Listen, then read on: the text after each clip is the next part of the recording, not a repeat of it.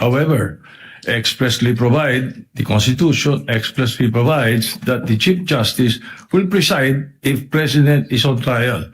O ngayon, yung mga graduate ng Ateneo at saka ng mga UP, ito ngayon yung legal maxim. Expressio unius et exclusio alterius. In other words, the express mention of one thing is the exclusion of another. Palagay ko, naintindihan nyo lahat ganyan. Itong akin. Sa publiko yung sa akin. Ang sinasabi ng publiko ngayon, nanonood sa atin, dapat you should not resort in too much technicalities kasi ang public interest ang iniisip nila rito. They want to expedite the proceedings. They want the trial, not rules. They're interested in the trial, not rules. In the interest of justice, sabi nga nila, sometimes rules are not sacrosanct. But itong nangyayari dito, ang publiko ang importante rito. Where does the Constitution emanate from? From the public. From the people of the Republic. So, desisyonan nyo na ito, Mr. President, para matapos na. Sir President, can I have my 2 minutes? Once again, let me reiterate the position of the chair. My humble position is that this matter should be discussed during plenary when the Senate is convened as a legislative body. And may I ask...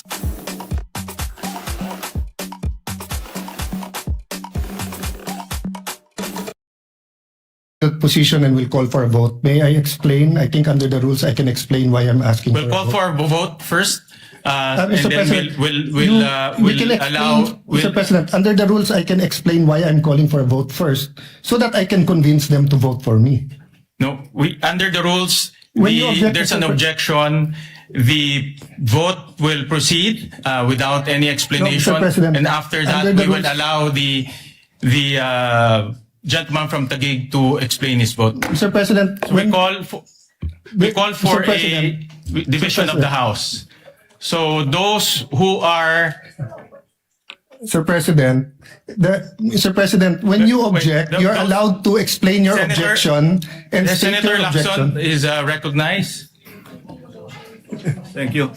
Your Honors, pursuant to Rule 2 of the Rules of Procedures on Impeachment Trials, as amended, I move to elect Senator Judge Francis Joseph Guevara Escudero as the presiding officer of this impeachment court.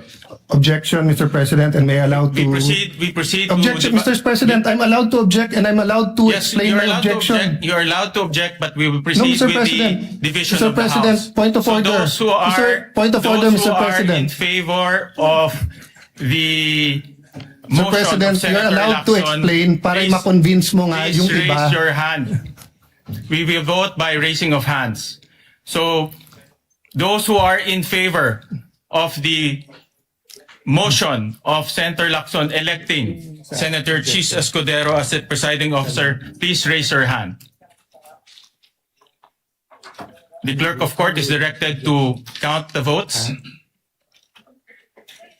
No, in our rules sa parliamentary procedure.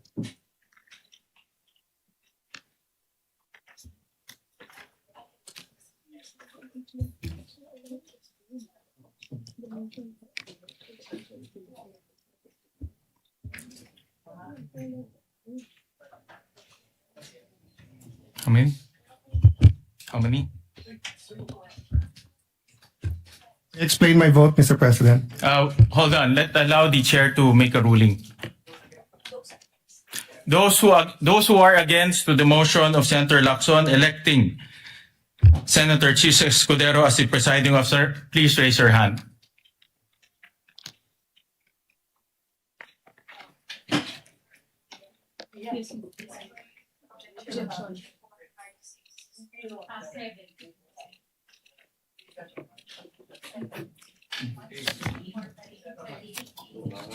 Ilan?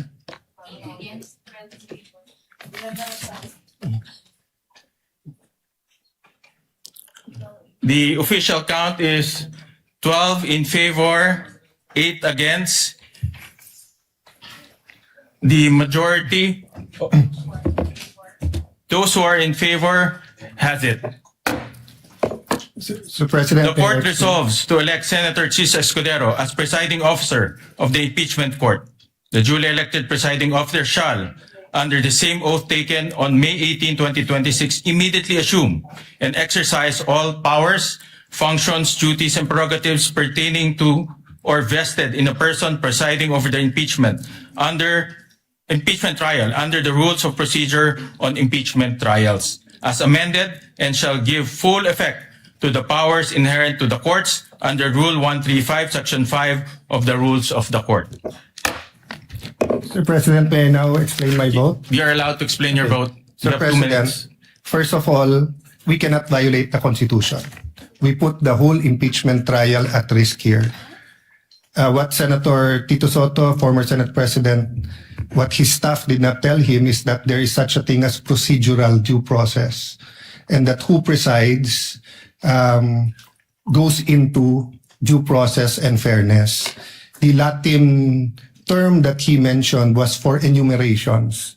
That when there are enumerations at hindi kasali doon, in this case, there was a statement that in only one case it would be the Chief Justice, because member of the Constitutional Commission who became Chief Justice Davide was going to amend precisely the Constitution to state the Senate President shall preside.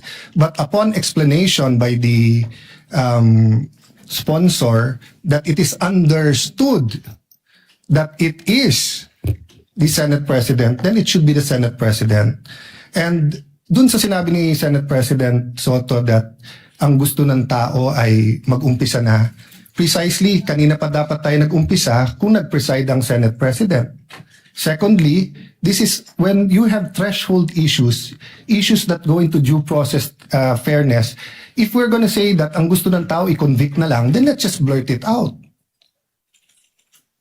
Now, if we're gonna say we want a fair trial, let's make sure that every aspect of this trial is fair. So that's why, Mr. President, if you read the rules, the presiding officer shall have the power to make an issue by himself or by the Secretary of the Senate all orders, mandates, writs, authorized by these rules of the Senate, and make and enforce such other regulations, orders, premises that the Senate may authorize or provide.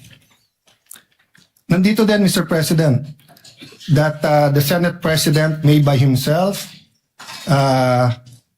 or bottom line, Mr. President, pwedeng mag-decide ang Senate President o sa atin.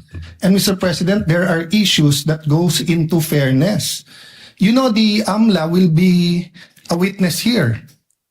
And I have information that the 20 years AMLA records of Senator Escudero and his credit cards and bank accounts were all opened up in the office of the Senate President, where members of the Blue Ribbon Committee was here.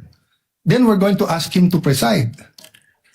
So there's a problem. This is my explanation. This is my explanation. To the gentleman. This is from factual Taguig. and this is my explanation. So I will stop there. With all due respect, your statement's already out of order. It has nothing to do with the topic on hand. No, Mr. And President. the presiding officer will strike off. It has all to do with this. Will strike off. It has all to do. The I do not, statements Mr. President. pertaining to Senator Mr. Escudero. President, kaibigan ko si I Senator direct the Escudero. stenographers to I strike don't off doubt these him. statements. He is the victim here. I'm not doubting him. I'm not doubting he will be fair. We will suspend the session for a few minutes to request the presiding officer, Senator Chis Escudero, to ascend the rostrum. Session Mr. suspended. President.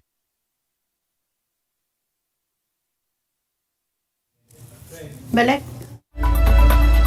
Po ang pagsisimula ng impeachment trial kay Vice President Sara Duterte, pero sa pagsisimula nga po ng dapat ay paglilitis ay nagkaroon ng question doon sa rules dahil sa kanina ay sinabi ni